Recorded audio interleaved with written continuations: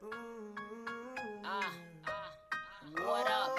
Hey, what's going on, guys? I am the Pierre Marquis, and welcome back to my page, or welcome to my page if it's your first time coming to check me out.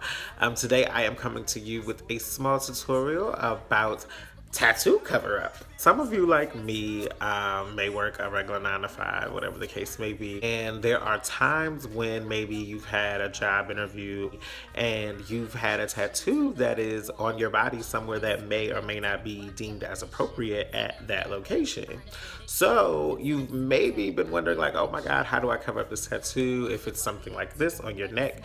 When I actually got this done, I decided that I knew that it was something I didn't need high. I could deal with it being covered when it needed to be.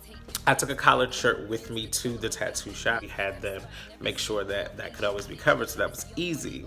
But I went overboard when I went and got my hands done. All I can say is thank God I'm a makeup artist, because I was able to always cover my hands with some simple tricks with makeup.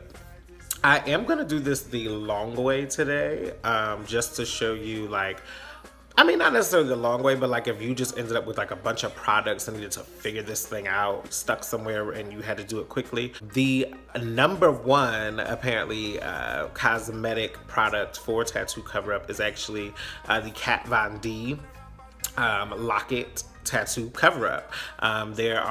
It's number one on a lot of lists when it comes to tattoo cover-up.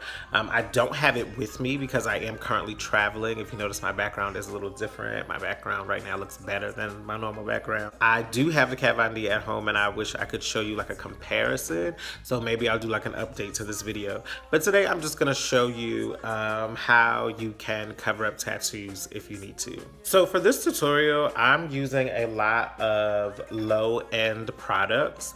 I just feel like if you are stuck with having or needing to cover up your tattoo for some reason, you don't need to spend a lot of money on the product to do that. Now, when I went into Target to buy this, they didn't have anything remotely close to my skin tone. But the thing about your hand is when you really look at it, and I can show you better on this hand now that I don't have any makeup or anything on it. But you see how many different tones and colors you really have on your hand? It's just like, I knew that I would be able to just figure it out and mix it in together and make it work. So I just got the darkest color that I could find, which is this on me. Which, you know, doesn't look like so bad, but it's bad. It's pretty bad. It's really light, like really light. Oh, it's buff, the color buff. I'm not buff, in a lot of different ways. But just like anything else, I'm just gonna spread that out there. So yeah, like that is. And I am using a Chanel foundation brush, but you could use, once again, any brush for this. This is just not that deep.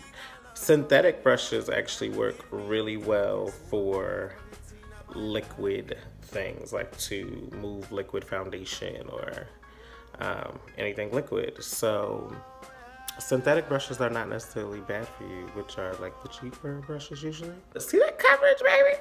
Boom! That's why she's like 2 or 3, because of that coverage. And then I'm just gonna go around, blend that all in with my beauty blender. This is just like the process for your face for the most part. We're just gonna be doing layers. Pat that all in, because the last thing you want to do is make this look unnatural. Like for me on my hand like this, if I walk in there like this, they're gonna be like, oh my god, what's on his hand? So you don't want to do that. So we're gonna build the layers here, but as you can see, it's fading. We're fading. With each layer, we want to see more and more of a fade, but we have to build up to that coverage.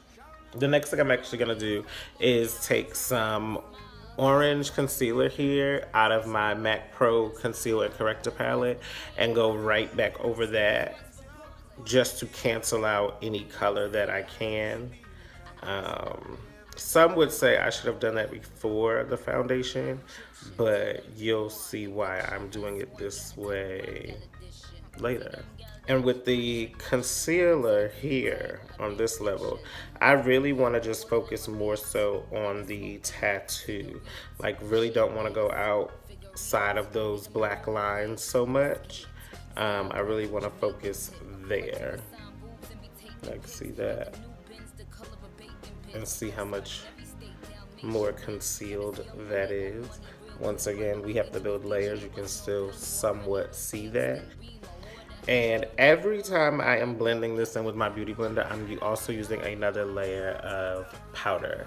I want to set every layer. So with every layer, I'm using powder. I'm now going to go over this with a concealer that is closer to my skin tone. I'm using the same brush the entire time I'm doing this. My main objective is for this to just blend into my hand.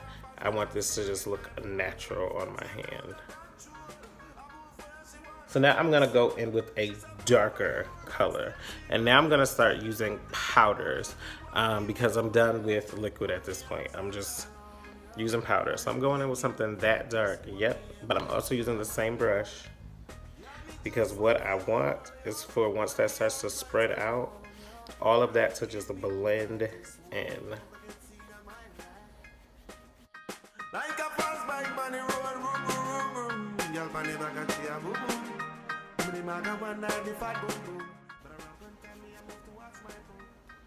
See how that's just blended into my arm, and that tattoo is just slowly fading away.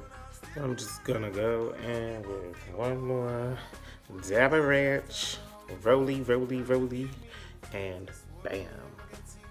What tattoo? What? What happened? Beware tattoo.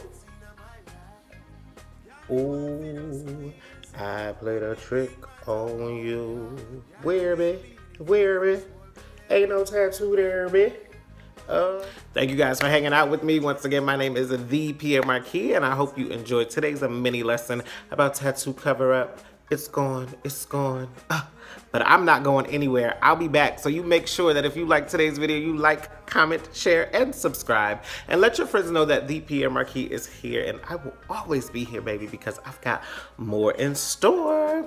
So come and see me again. Until next time, have a good one. Stay blessed. Stay awesome.